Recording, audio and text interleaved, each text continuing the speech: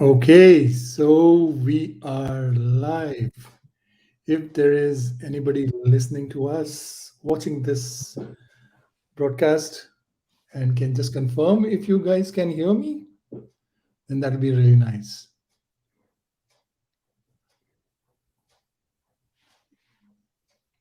This thing takes a few seconds. Yes. Thank you, Gaurav. Thank you. Thank you so much for confirming. So we are here with none other than Dorothy. And Dorothy, it gives me immense pleasure in welcoming you to this episode of What Lies Beneath Ask Me Anything. Thank you for giving us our time. To begin with, let me tell you that, I am very nervous today interviewing you. It's really a fanboy moment for me to be interviewing you live like this. Read your books, read your stories, notes, everything's that's available online. Watched you speak in conferences, learned a lot from you, and today, speaking to you live like this is just awesome. So just where I mean, I don't have words. I'm running out of words. I mean, thank you so much for doing this for us, and welcome. Well, thank you so much, Brajesh, for inviting me to be here and for all the wonderful work that I know you do. Thank you so much. Well, so since this is an AMA, so I have a few questions for you before we move on to the audience and take their questions. So, very curious to know. So, you started testing many years ago, many years ago. So, why testing, Dorothy? Oh, well, I got into testing quite by accident. I think the same way a lot of other people did as well. I'd gone to a college in Grand Rapids, Michigan, which is where I was born, Calvin College, and I'd had 2 years at Purdue University getting a master's degree in mathematics, which is a bit ironic because I'm pretty hopeless at adding up.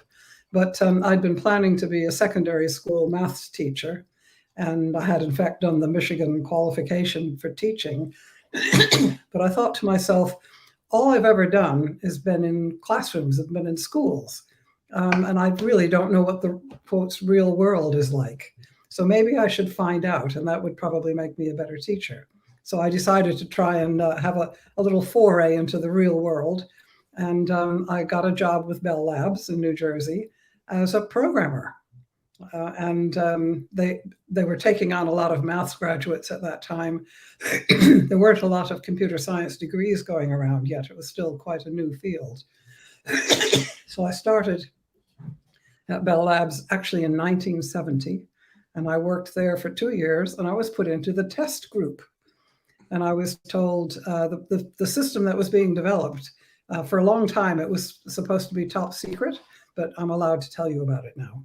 And it was a system to detect submarines under the sea in the Atlantic Ocean, for example. And they had three big arrays of hydrophones, which are underwater microphones. And because sound travels so well in the sea, they could listen to a submarine. And by having 3 points, they could triangulate and know exactly where it was. Yeah. And the signals that they get would have different frequencies.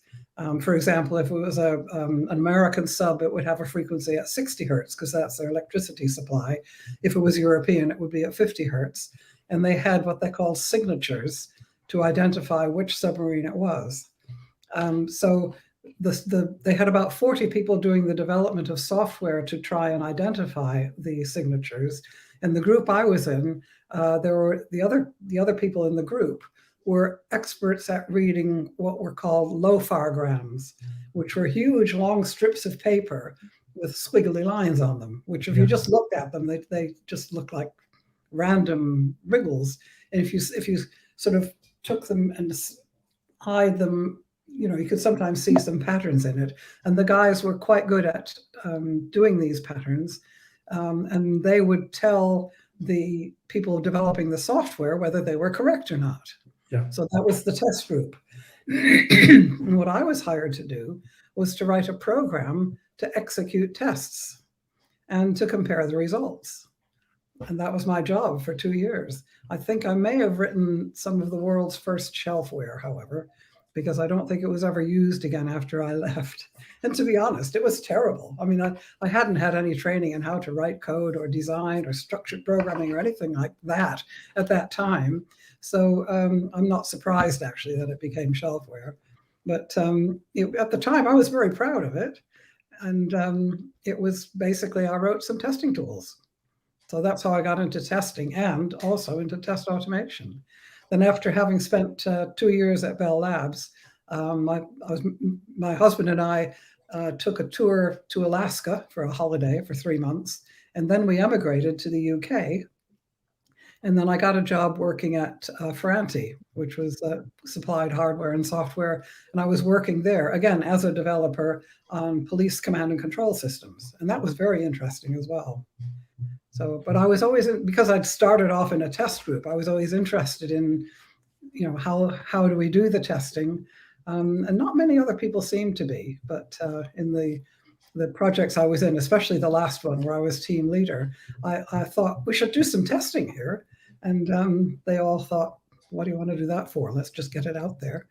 It wasn't really quite that bad, but I actually wrote up some notes about what we should be testing and some test scripts and things like that. So, and then when I left Ferranti, that was to become independent. By that time, my daughter had arrived, and I did work for the National Computing Center. I worked for them full-time for a few months to start with, and then I worked for them part-time for a number of years. And this was to develop training materials.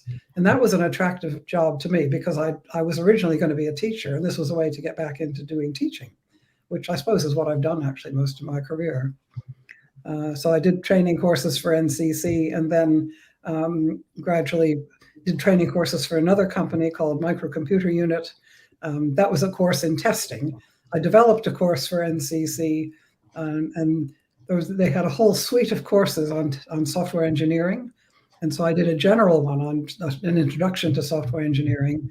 And there were a number of other topics. And I said, oh, I'd like to do the one on testing. And they said, you would? We thought we'd never find anybody to do that one. So I thought, testing's a bit of a neglected topic here. So then I sort of decided to specialize in it as an independent consultant. That's a bit of a long answer to how I got into testing.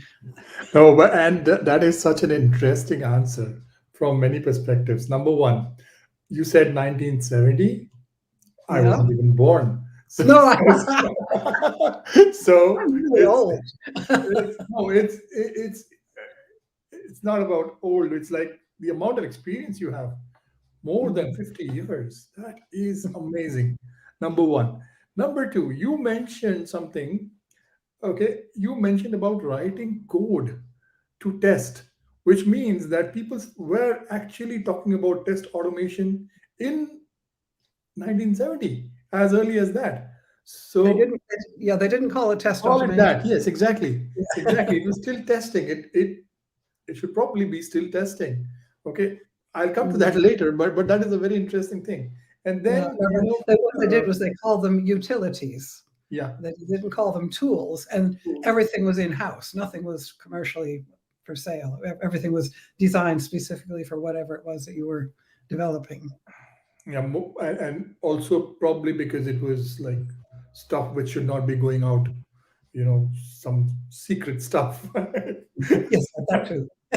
Yeah, so no, quite an interesting journey. Now, so you've been a tester, you've been a teacher, you've written so many books. You've seen testing evolve. You've seen testers evolve, right? So can you shed some light on how testing has evolved in the past 50 plus years and how testers have evolved? Yeah, testing has changed a lot. And in particular, I think the attitudes to testing. Because when I first decided to specialize in testing, it was seen as, well, at best, it was seen as a necessary evil, but it wasn't really necessary. So it was not highly regarded, quite the contrary. It was definitely a Cinderella thing to do. And there was a lot of confidence, like in the 90s, early 90s, there were a lot of development tools that were coming out. And people said, oh, well, no, we don't need to test. In fact, there was one conference I went to. It was when I was collecting information for the first CAST report, which is a report on software testing tools that I wrote for NCC. And it was, I went around this exhibition asking people, what support do you provide for software testing? And this one guy at one of the stands, I went up there, and what support they had was a development tool. So I asked him, what support do you provide for testing? And he looked at me and he said, Madam, if you buy this tool, you won't need to do any software testing. And we had a sort of a full and frank discussion at that point, and neither of us convinced the other. But that was typical of the attitude in those days. Well, so, strangely, testing is a necessary evil even today in some quarters. Well, Okay. yes, unfortunately, that hasn't always changed as much as it should have done. Yeah, and strangely enough, testing is still sometimes an afterthought, and some things such as security, performance are an afterthought of that afterthought. You know, people don't realize that they need to do a performance test until customer says, "Oh, it's slow," or it's not working as as it should, or if there is a security flaw and some money gets lost or stolen from my bank account, people will not pay attention to that. So it is indeed an afterthought of an afterthought. Now, so talking about this, I mean, you spoke about the attitude towards testing. Now, is it to do with the mindset of the employers, or I mean, not the employers, the people who manufacture those products, or is it in general that you see this kind of an attitude towards testing? Well, I think back when I started, the thought of someone being able to have a career in software testing was just unthinkable. Whereas I think, although you're right, there are still people who are very much in the dark ages when it comes to thinking of testing as, I love the phrase, an afterthought of an afterthought. But there are also a lot of organizations who recognize that testing is necessary, that testing brings a very positive contribution to what they deliver. And testers are considered more respectable now, I think, than they were back in those days. And I think one of the factors that has influenced that has been qualifications for testers. Because again, when I started, there were no qualifications for testers. The idea was, oh, anybody can do testing. If we haven't got enough testers, let's get the cleaners and see if they can do some testing for us. Not to denigrate cleaners who do a great job, but it was not respected. Whereas now, I think in a lot of situations, it is certainly more respected than it used to be. And I know there are problems with qualifications, and mostly they've been misinterpreted and blown up to be what they were never intended to be. And people say, oh, it doesn't make you a perfect tester. Well, of course it doesn't. It takes away a bottom layer of ignorance. It gives you a minimum bit of knowledge. It doesn't make you a tester. It makes you a bit more informed. So a lot of the problems, I think, have due to misunderstandings about qualifications. But at least, I mean, one of the reasons why we wanted to have qualifications for testers was so that they would get a bit more respect. So people would know that this job is not trivial. Yes, absolutely. And qualifications and everything has been one of the things, and so has been biases. Oh yes, that plays a big part, and still we don't see many conversations going around that subject. Is it something that we've sort of conceded to, that okay, oh, they will anyways be there, or is it something that we should actually go ahead and fight it out, dealing with biases when it comes to testing? Well, there will always be biases, and the problem is that what tends to cause the problems is biases that you're not aware of. But how can you become aware of biases? Well, you need to have someone pointing them out to you. You need to learn about them. You need to observe them happening in yourself to know what the biases are. And yeah, I mean, biases are tremendously damaging. And there are a lot of heuristics out there. I was watching the broadcast that you did with Michael Bolton and James Bach, and they've both done a tremendous amount of stuff on educating people about things like that, about biases. I think that's absolutely great, and it's necessary. So the other thing is, fundamentally, in my experience, in my very little experience compared to yours, what I have seen is one of the fundamental problems that testers have is the fact that they don't ask questions enough. And you've been speaking about it vocally for I don't know how long, for such a long time. And in fact, you did a talk in last year's TestFlix with the test tribe purely on asking questions. So, do you also see the same problem with testers? I mean, how is it? Yeah, I think the essence of testing, I think, is to challenge. The essence of the tester mindset is to think about what could go wrong. And I like to say testing is very challenging. Not only is it something which is very rewarding to do, but it's also, that's your job. You have to challenge things. You have to ask questions. You have to say, what if it isn't? And that's a key thing of what being a tester is, I think. And that's one of the most valuable things that a tester brings to the table, is this tester mindset of trying to challenge things. But of course, sometimes if you're trying to challenge things, there's a good way and a bad way to go about it. If you're a bit too aggressive at challenging the status quo or your manager, your boss, it could be a bit career limiting. So, but one of the best ways to challenge without appearing to challenge is to ask questions. And this is called pull style as opposed to push style. Push style, you just say, you're wrong. I'm pushing you that way. And of course, whenever you push anything, you get resistance, because that's the natural reaction to being pushed, is to push back. Whereas if you use pull style and ask questions, well, what about this? And could you tell me more about that? And what is it that you're really looking for here? And just drawing people out to find out what makes them tick, what their motivations are, what their objectives are. And then if you know what they're aiming for, if what you're aiming for is the same, then you can put yourselves on the same page, and you will be able to influence them even if you can't change them. At least that's the theory. It doesn't always work, of course. Yes. Well, you mentioned a very nice phrase, and I like it: career limiting. So I'm going to use that one. While we were talking, there are some questions which have already started coming in. And here's one from Robin, and he's asking, what should I do to excel in testing? I have no experience with programming.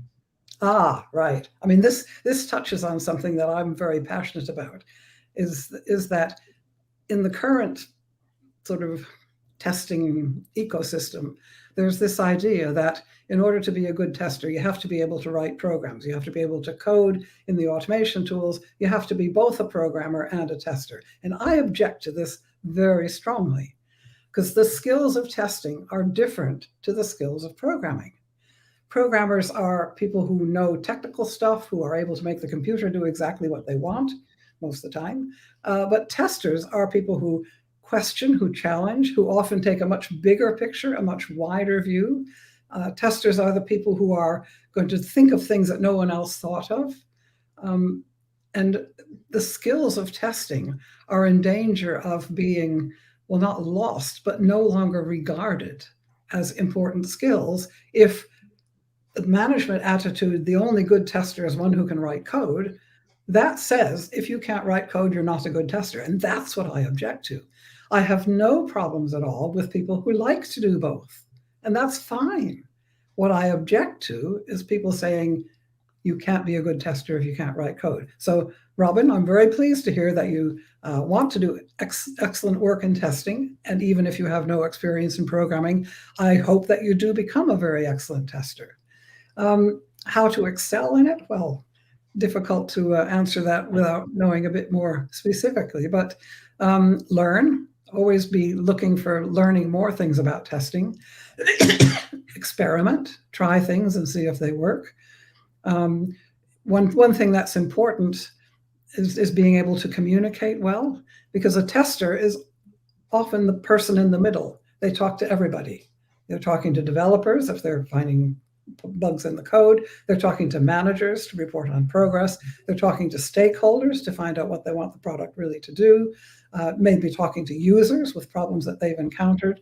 So the tester is sort of in the middle, talking to everybody. So communication skills are really important.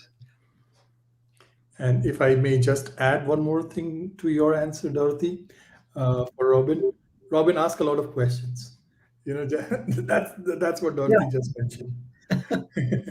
Yeah, and I really like that answer, because this is the exact perspective even I share. And there's a lot of noise about it. A lot of people say, "Oh, no, we need good programming skills." If you look at the job descriptions of the jobs that are out there in the market, you know, nobody's asking anything about testing. All they say is, okay, you should be expert in Java, you should know Selenium, and you should know so many protocols and this testing and that. I mean, it's all technology. Where is the testing in it? That's not what testing is. Right. And then on the other side are these managers who share their stories, and they say that I have interviewed 100 candidates for a testing position. They can all automate stuff, but they can't test. Yes. I remember you telling me that story when we were chatting before. Yeah. And I just find that, mind-blowing. Yeah, and the thing is, if the job descriptions do not talk about testing, how do you expect people who turn up for an interview will actually be able to test? Yeah. It's a problem on both sides, and Yeah. we have to admit. Well, let's move on to our next question. So you spoke about qualifications for testers. And on that, Krishna has a question. Casey, as we love to call him, he has a lot of questions. He's your kind of a tester, asking a lot of questions. So as you talked about qualifications, can you please elaborate what qualifications does a tester need? There's no one right or wrong answer to that, because in some contexts, in some places where you work, if you have any formal qualifications, that might even be considered a disadvantage because they emphasize creativity.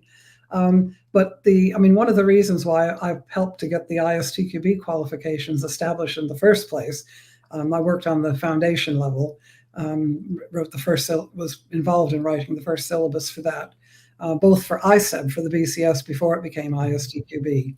And by the way, Grove Consultants, which was the company I was with, ran the very first foundation course ever in 1998. So I'm a fan of particularly the foundation level, because that gives you a basic information about what testing is, basic testing principles. Sometimes it's maybe a little bit old-fashioned in its approach because the Agile has sort of been added on later, but it tells you about the basic fundamental principles, and I think it's a good starting point. But whether you need it or not is another matter. It might be useful. It might be a good place to start to get some information and some knowledge about testing. It doesn't make you a good tester. I also attended at one point the black box software testing that Kem Kainer did. That was very interesting and a totally different emphasis. Yes. And they didn't really talk about testing techniques, which I think are sort of the heart of how a way of guiding you to ask the right questions about the product. But they did talk about heuristics, and that was very interesting and very useful. I didn't find the floating point stuff that useful, but there again, I'm not working in that sort of context. So, what qualifications you need might depend on what industry you're in and what your employer is looking for. So there's not really I can't say it's this. I can't say it's ISTQB. I can't say it's something else or it's nothing. because it depends. Well, since you spoke about foundations of software testing and people who do the ISTQB certification are familiar, and there are thousands and thousands of people. But the interesting thing is, even before we began our conversation, there was this comment from Gaurav, and he mentioned, you know, it was good and it helped in the starting years of my career. So it has helped a lot of people in So much. to get started as testers. And I'm glad you mentioned it again, Dorothy. Thank you, Gaurav, for this one. Um, Now, Kshitij has a question, and this is: testers bring bad news. How have you dealt with such situations, and which qualities do you think are testers missing today? Oh, that's an interesting question. Yes. Well, I think it's a good thing we don't live in ancient Greece, because they had a tradition that if a messenger brought bad news, he would then be killed. So, but the trouble is, some of that attitude sort of lingers through the ages. And yes, the problem is we are often bringing news that people don't want to hear. That's part of our job. Because we are challenging things, we are finding things that don't work, things that aren't right, things that the users would be unhappy with. That is what we do. We are champions of the users in a sense. And yes, we do bring bad news, but bad news doesn't have to be all bad. Bad news can have a very good effect if the bad news is taken in the spirit in which it's intended. We need to improve, and the bad news is then say, okay, well, right, yes, that's bad, that's bad. Thank you for telling us this. The best response to being told there's a bug in your software should be, thank you. Because then, as a developer, you have an opportunity to make it better. Yes. There was a wonderful presentation at, I think it was the online EuroStar conference, and I've forgotten the lady's name who did it, who basically, she said, the role of a tester is to make the developer a hero. And I thought, that's absolutely fabulous. She had started as a developer, worked with a tester who made her work much better. And realizing that when she became a tester, she took that attitude into working with the developers. Together, we're going to make your work much better. And then it's not bad news, it's improvement suggestions instead of bugs. Yeah, and it is very much the mindset thing that you spoke about earlier. Okay, so a lot of times we hear testers talking about being experts in breaking the software. Well, I would say, instead of having that sort of a perception or that sort of a mindset, if you just shift it and shift your or change the words a bit and say, instead of breaking the software, you are helping making the software better. So if that attitude comes in, Yeah. then I'm sure it'll be a welcoming thing from the developer side as well, and you would see increased collaboration and see much better results. So it is this shift in our thought process as testers that we need to bring in. Yes, that's right. It's a difference in attitude. And I can't let it go without saying testers don't break things. They discover things that are already broken. Broken. Not Yes. my quote. I think it might be James Bach or somebody like that, but or Michael. But that's very true as well. I mean, in terms of the qualities and the skills that testers need, I think curiosity is always a good skill for a tester to have, to try and explore things, to ask the questions and so on. And good communication is essential.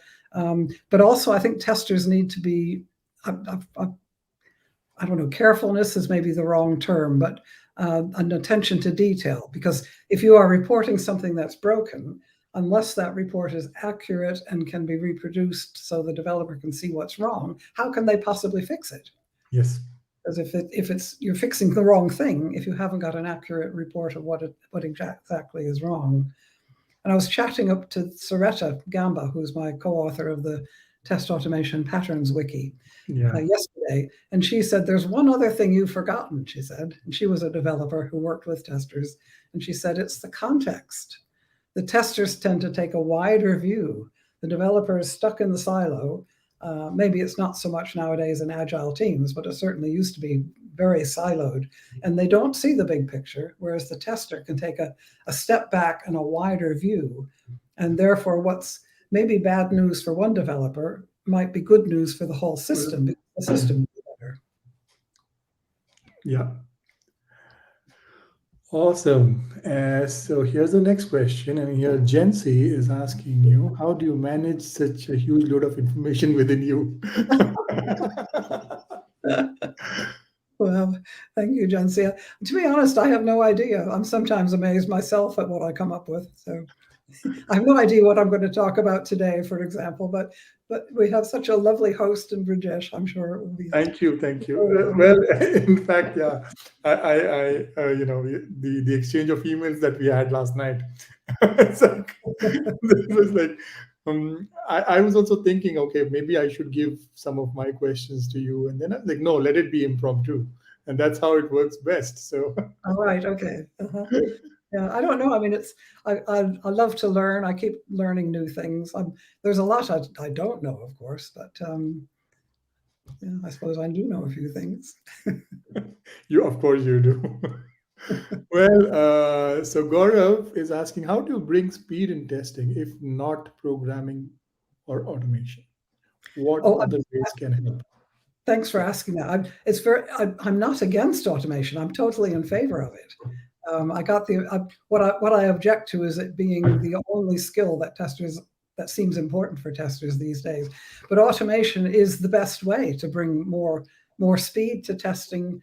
What the tools do is they make the testing efficient. And so it means you can do a lot of testing in a short time. But what they have nothing to say about is whether the tests are effective. And if a test is effective, then it's finding bugs if there are bugs there, or it's giving you confidence if there aren't bugs there. And if you might get an amount of coverage by the amount of testing that you're done. And the effectiveness of testing has nothing to do with its speed. Speed is efficiency. Effectiveness is how good is it. So how good is it and how fast is it are two separate things. Automation is good at making it fast, but what is it that it's made fast? If your testing is rubbish, then you just have fast rubbish. So that's not a good thing. So you need to have good quality testing. And the thing is, if you have testing, also, I mean, one of the reasons why I like the testing techniques is that that's a good way to make testing more efficient, even if in thinking of what tests we should run. So for example, even just a simple example with equivalence partitioning and boundary value analysis, if you were a bit naive, you might say, oh, there's a range of numbers from 1 to 100. I'll put in every 10th number. So 10, 20, 30, and so on. You'd have 10 tests, you would have tested one partition and one boundary, 100. Yeah. That's 2 out of 4 partitions and 4 boundaries at least. Whereas if you use the techniques, you would have different testing. You have -1, 0, 1, and 99, 100, 101, and yeah. A, for example, for something that's not an integer. And then you would have tested all of those things with fewer tests. So yeah. Testing can be made more efficient by using techniques. So that's, again, some techniques are good for some things and other techniques are good for others. And the best single technique is no single technique, but a range of techniques that you apply where they're most appropriate. Thank you. Here's the next question. How did you transition from manual to automation, and what were your learning challenges? Okay, I don't know at what point Raki joined the conversation, but what's your response to this one? Well, I have a confession. I have never been employed as a tester. I have been a programmer, writing testing tools, my first job, except we didn't call them that. And then as an independent consultant, I mean, I wasn't really a tester. I like testing. I like trying to see what's wrong. I like proofreading, for example, another form of testing of documents. Yeah. I mean, I got into automation right at the beginning. Although when in the 90s, that when testing tools were becoming popular, one of the things that sort of got me back into automation was compiling lists of tools. This is before the internet, mind you. Actually, I can show you. Let me get this.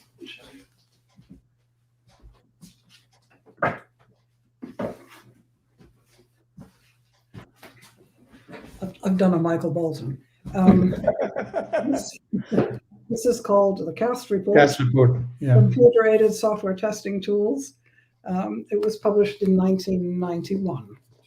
And inside we have information of lots of different tools with some little diagrams and some information about what those tools were. That was one of the early reports of what testing tools existed in the days before you had the internet and could look them up on the internet.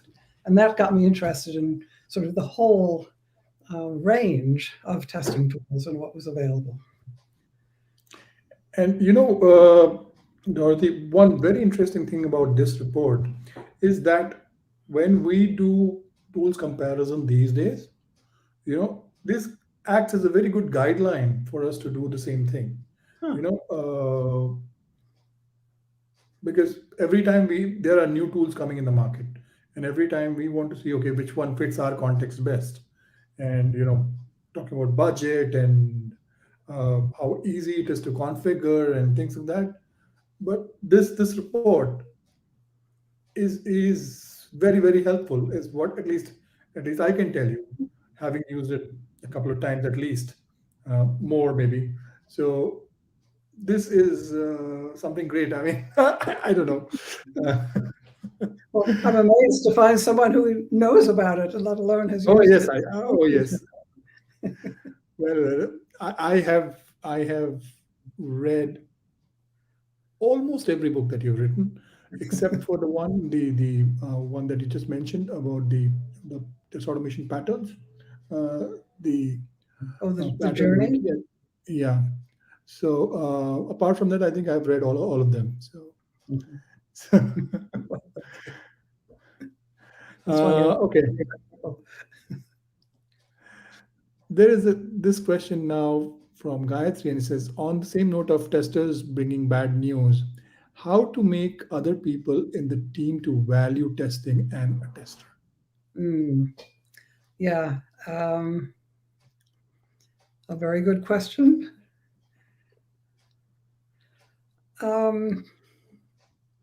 I think sometimes testers have to blow their own trumpet. They have to make a bit of noise about what they do themselves. Because the thing is, with testing, if you find something, if you're working closely with a developer, you're maybe finding bugs, but you're fixing them straight away, and it's all moving smoothly, and we have a much better product in the end. But people haven't noticed the fact that it's much better because you've been working with that developer. So sometimes you need to say, you need to maybe keep track of what you've been doing and say, well, we've managed to make the following improvements in this product, or by working together, we've now got something that has far fewer complaints from the user base once it's released, or whatever it is. If you are helping people to improve the quality, yeah, it's a difficult thing. And again, managers in particular often don't appreciate what testers are doing. I suppose if a manager were to say to you, we don't need to do any testing, do we? The thing you might want to say back is, okay, we'll stop. We won't do any more testing, but just sign here to say that it was you authorized all the testing to stop. And then just wait. And I think the value of testing will soon be realized. Well, maybe you just engineer a small disaster or something like that. That's not a serious suggestion. It's a bit like cleaning the house. Nobody notices when you do it, but they all notice if you don't. Well, it's funny because I have a couple of times had these sort of discussions with people, and I've asked them, okay, so usually when you buy a new gadget, a TV or a phone or something, there is a little sticker or a label saying tested okay. What if that label is missing? Will it give you that confidence to use that product? Mm. So it is about giving that confidence to the user that you know what, it has gone through a pair of eyes or many pairs of eyes. It has gone through the hands of many people who have made sure that this is something that you will be taking ahead and or using it, and it will solve your problems. And Mm. that is what testing does. It helps in solving people's problems. Mm. And it helps in anticipating problems as well, Yes, because the testers, if you're involved early, you can think, well, actually, if you do that, then this might go wrong. Um, I was, when you started, I wondered if you were going to say something like, what about getting the developers and the other people that the testers are working with to have a sort of a how has the tester helped you? Not quite a star system like on Trustpilot, but a tester appreciation moment, or getting other people to say what testing had done. That might be a good way to have yes, people realize what value testing has brought to them. yes, Don't know if it would work. Might not work everywhere, but it might be worth a try. definitely. And our good friend Casey is here again with another question. I told you he's got a lot of questions. So he's asking, today's testing community is completely commercialized. Instead of training schools, sharing the right knowledge and helping the community. Okay, continue to the next comment. Okay. This field does not allow more than 300 characters. I don't know. Okay, today we are passing incorrect, misleading information to the community. How do you see this? I'm not sure what you mean as the testing community being completely So, commercialized. so what he's trying to say is that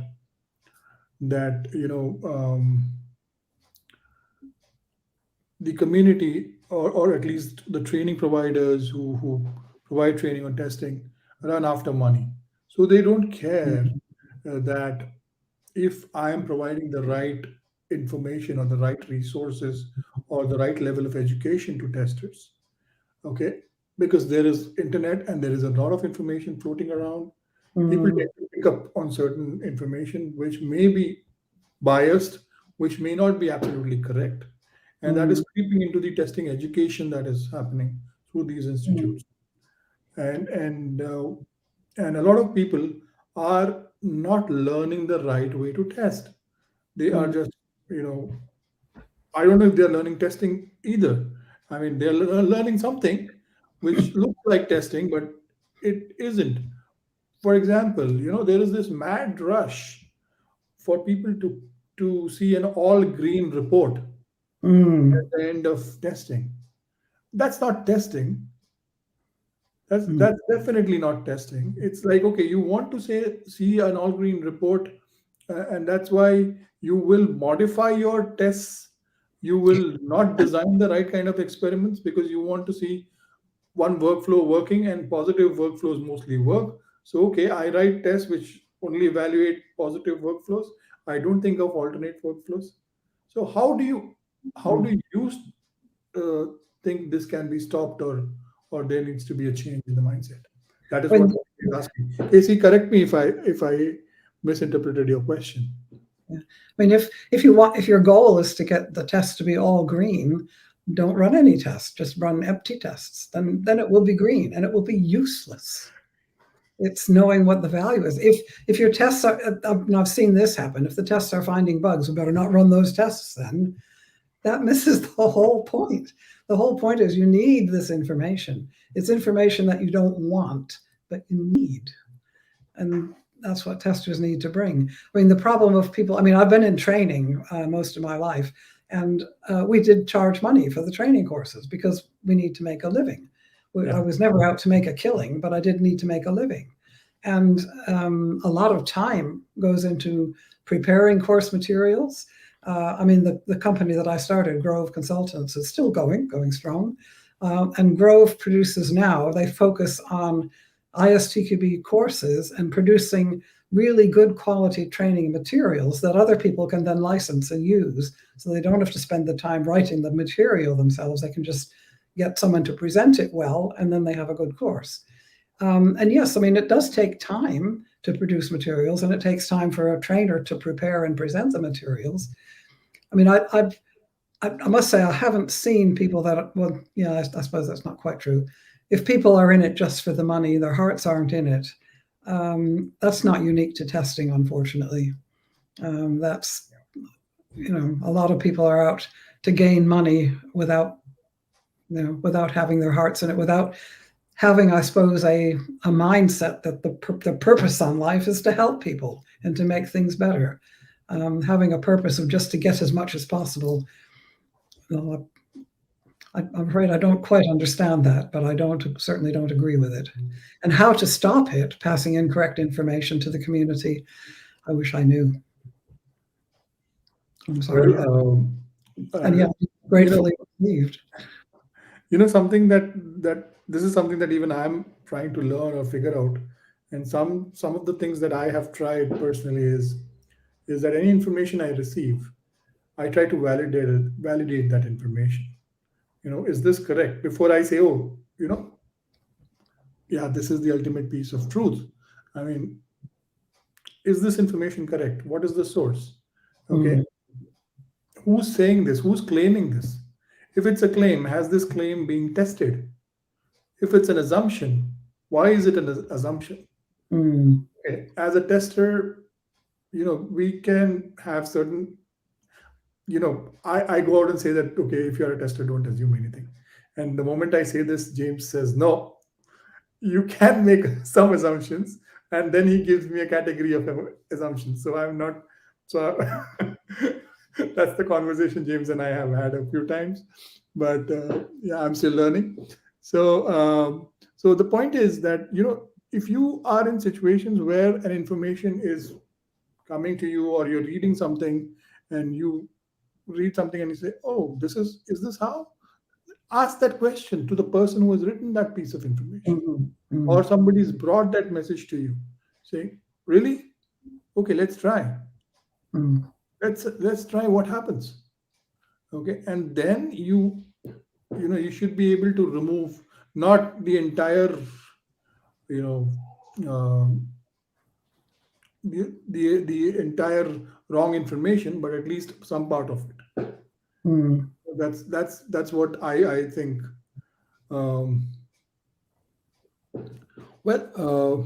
Yeah, I mean, the proliferation of misinformation is just endemic today, and it's everywhere. I mean, it's extremely damaging, especially with misinformation about vaccines. People are dying because of misinformation. So it's not unique to testing, unfortunately. And I really don't know, I mean, other than what you said, Brijesh, how to stop it. Yeah, and here's a question from somebody you may know. How do you feel testing has evolved since 1980s to till date? What is the one thing which you think is still the same or in common with testers since then to now? Good question. Yeah, certainly one thing which has changed is the technology. The technology is different, unrecognizable.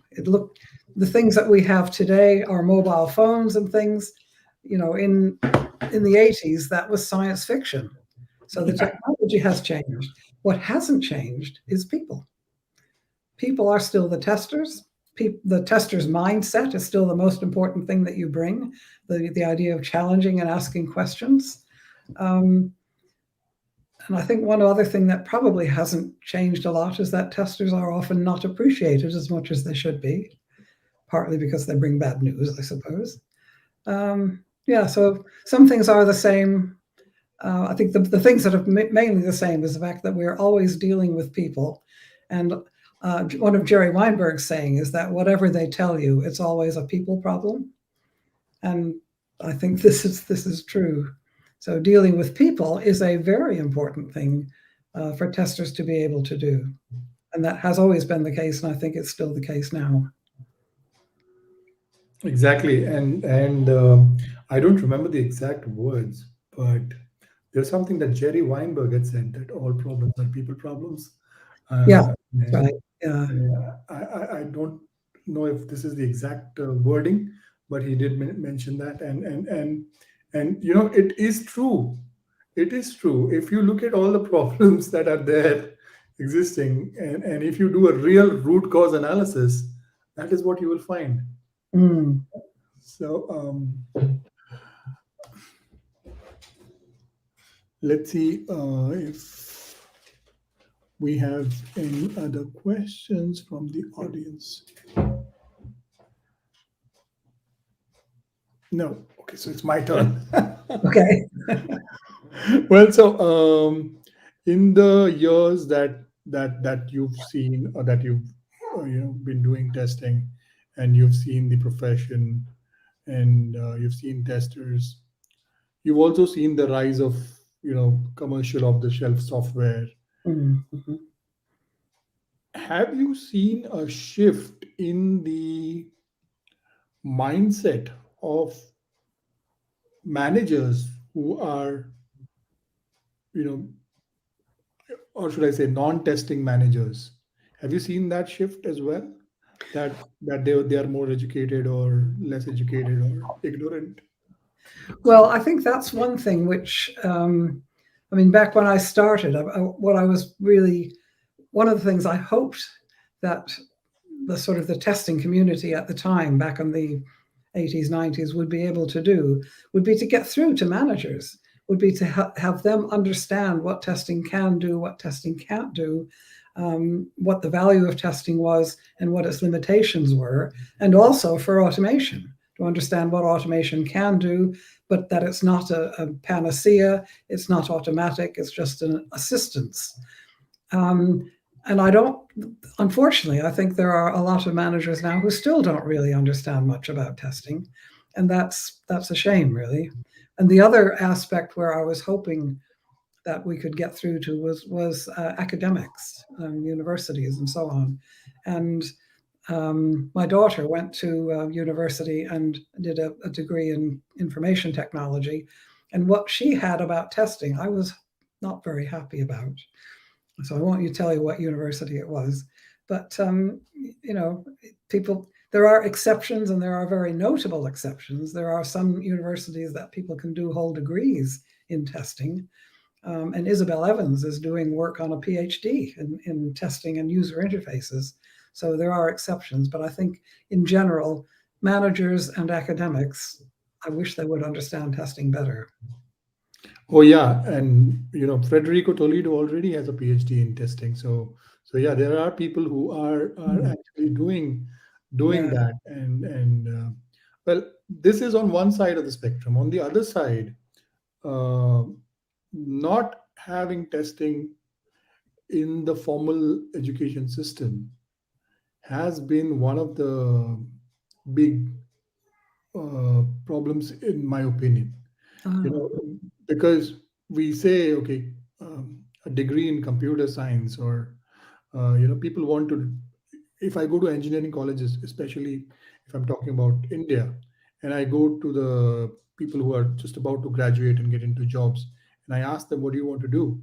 If somebody has done a computer science degree, they'll say, oh, I want to become a developer. I Mhm. will not. I till today I haven't found somebody saying I want to choose testing as a career option.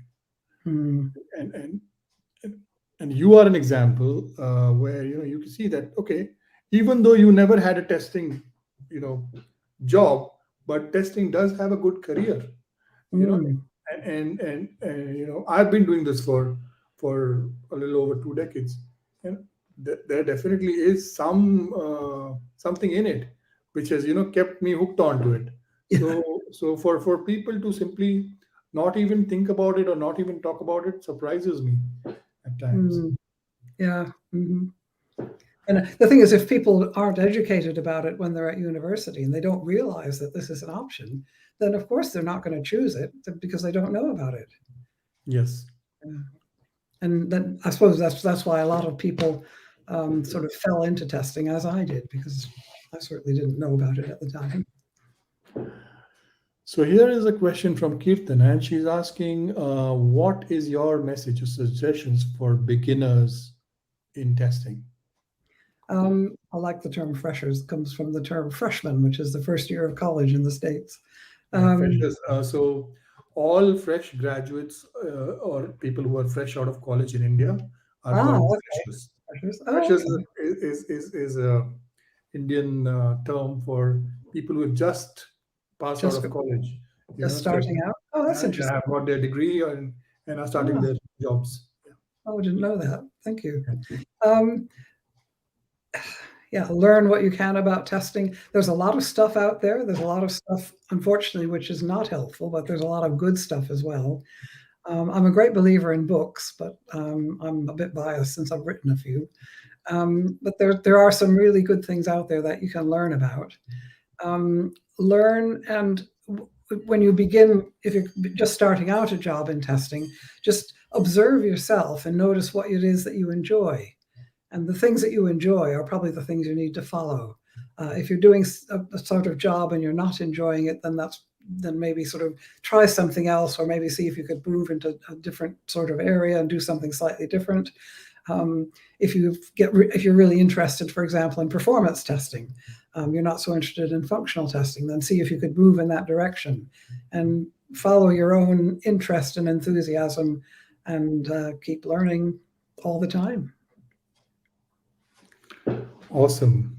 Okay, so we've been speaking for about 56 minutes already, and I can already see that there are more questions coming in. So, Dorothy, if we go past the hour, it's okay, right? Yes, not too far past it, but yeah, a bit past is fine. Okay, okay. So, we've been talking about testing for a bit now, so I want to talk about something else. You've been a teacher, a tester, an author, and I also, a little birdie came and told me that you're also a singer. So, so I know that you sing for the choir. So, um, can you sing something for us? Something warned me you were going to ask this. Yes, I mean, singing is my main hobby. When I was growing up, I also played the clarinet, but I stopped that after a while when I couldn't find an orchestra or band to play in. And my daughter and son-in-law now play clarinet, so that's nice. But yes, I've sung sort of more or less all my life, and singing is I'm in a number of choirs and a couple of small groups, and I love singing, particularly in a small group, one on a part. So that's my main passion outside of testing, I suppose. And I do have a song which I will attempt to sing for you. Wow. This is, Okay. I have a conference presentation which I have given in the past on the tester's 3 C's, and that was criticism, communication, and confidence. Confidence. Yeah. Criticism, because we are, basically we are criticizing, that's our job. Communication, the importance of that, and tips like push and pull style, and confidence. And I think a lot of times there are some people who are overconfident and nothing seems to stop them. They always believe in themselves no matter how wrong they are. They tend to win elections, but we won't go there. But there are also people who are underconfident. They're not as confident as they should be. And I think oftentimes testers are in that category because perhaps they don't value themselves as much as they should, maybe partly because other people don't value them. But if you don't value yourself, how can you expect other people to value you? Right. So you need to be confident. You need to be self-confident, not underconfident and not overconfident. So this song, I've set some words to the confidence song from The Sound of Music, and I have a karaoke backing. Oh, wow. We'll play. And it's about someone who isn't very confident until they discover that they were right about something, and then they gain confidence. Okay, are we ready? Yes. Okay, here goes. I think I'll just have a sip of water first.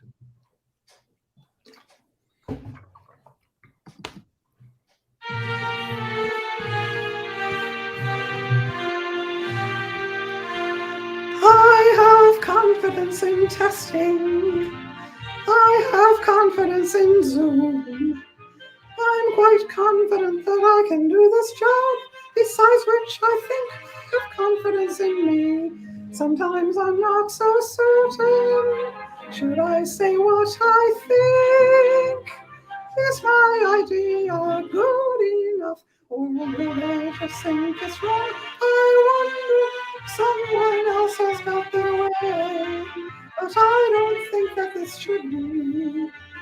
I can see what should go wrong, but should I say? Because as you see, I'm not confident in you. Now I find it scratch the business, just the way that I could see. If I spoke when I'd not be in a mess, maybe I should have confidence in me. Somehow I'll find the courage. I'll take a risk next time. And my ideas, all those good ones, they'll be right and all agreed.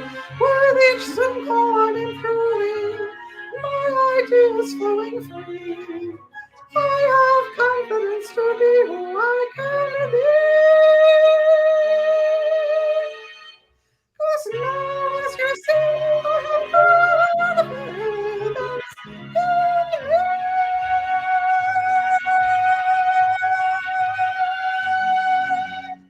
Wow, that was fantastic. That was just fantastic. Thank you so much. And those words, I mean, simply amazing. Simply amazing. I am, you know, so thrilled to actually. I'll send them to you, the words. Yeah, I've been working on them. I was going to ask you to sing, but this is so good. Thank you, Dorothy, for doing that. This is so awesome. Well, there is this comment as well that has come up. So,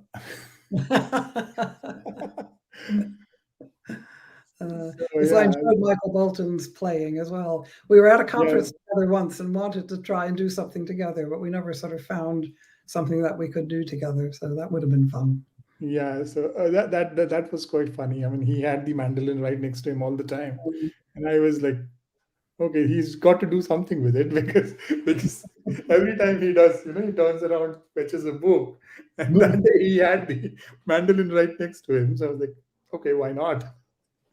Yeah, well, so now I want to ask you this: out of the various roles that you've had, you know, being a teacher, being a tester, being an author, now singing, which is the one that you've enjoyed the most, or which is the one that you enjoy the most?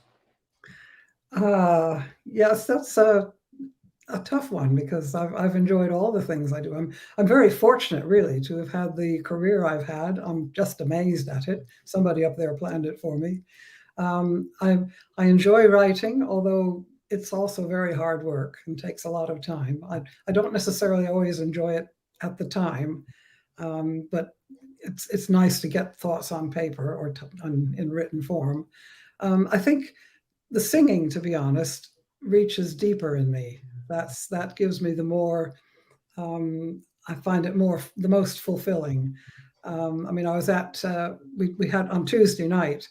One of the choirs I sing with does a Messiah for All, and you just turn up with your copy of the Messiah by Handel and just sing it through, or sing through what's been scheduled to sing.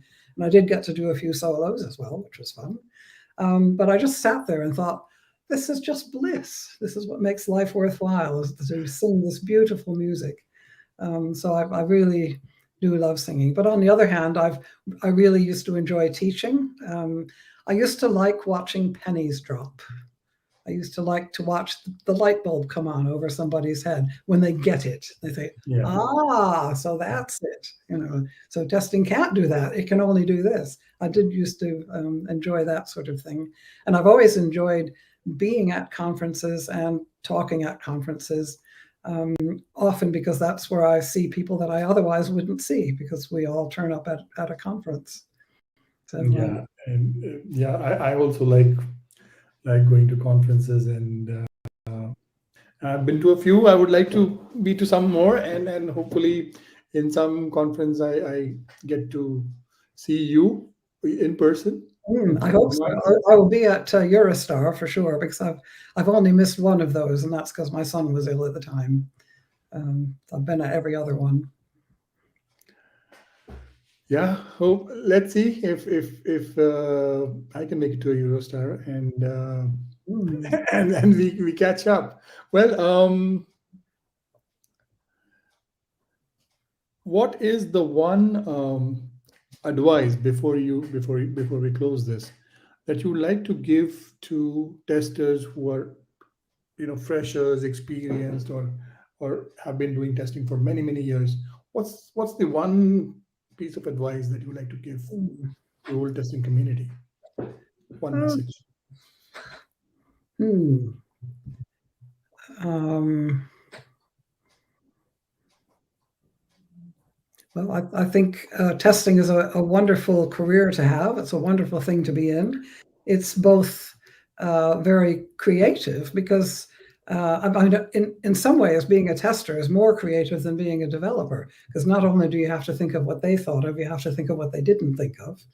And there's a lot of reward in being able to find things that other people can't find. And that tester mindset of challenging things, of not taking things at face value, I think also is a good life skill to have. But I suppose the most important thing is to keep learning, because if you stop learning, then you're never going to get any better or progress any further. Learning from other people, learning from what you're doing, learning from books and articles and things on the internet.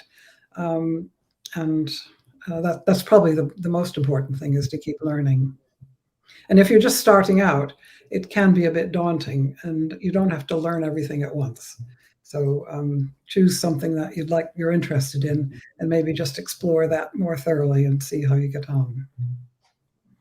Awesome, amazing. Thank you for that advice. That was lovely. And Dorothy, it's been such a pleasure to have hosted you. We've spoken a few times. Every time it's such a lovely experience. It's so wonderful to talk to you. Every time there is something to learn, and I'm sure the audience has also learned quite a bit here Well, from thank this you one. so much for inviting me to be part of this, Brajesh. And I've enjoyed the conversations we've had leading up to this, and hopefully some more afterwards as well. Yes. And I think you're doing an amazing job by doing these webinars and Thank you. things. Thank you very much. Thank you. And I want to thank the audience for such wonderful questions. Thank you for participating. We look forward to seeing you in another episode of AMA in 2022. And Dorothy, I want to wish you very happy holidays and a very, Merry Christmas, Happy New Year. And I again look forward to talking to you and collaborating in some of these things and initiatives in 2022 and beyond. And all the best to you too and your family. Thank you.